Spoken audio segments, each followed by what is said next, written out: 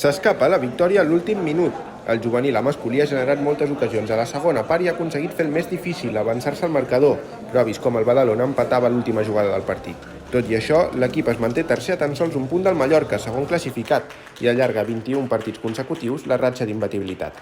Joan Martínez, retallant i traient la centrada, ha generat la primera arribada perillosa, però el Caide no ha pogut finalitzar-la per ben poc.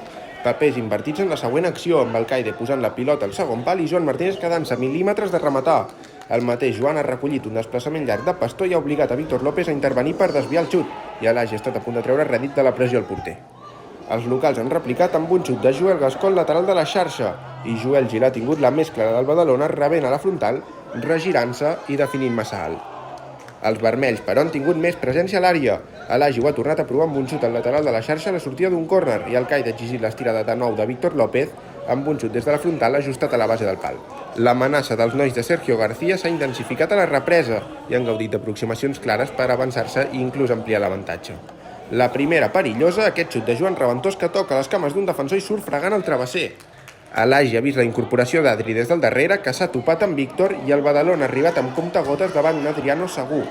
El Caide ha tornat a avisar amb un xuc preuat i finalment ha arribat al gol.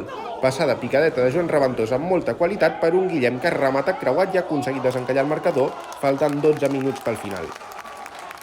Poc després, aturada vital d'Adriano per mantenir el 0-1 al marcador.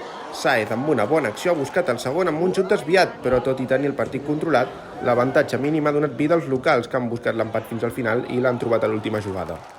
Córner picat al primer pal i el cop de cap d'Enrique Valentí ha acabat al fons de la xarxa. Ara la divisió d'honor s'atura durant una setmana i l'equip tancarà el mes de març amb un doble compromís a casa, rebent el Santo Domingo Juventud i el San Francisco.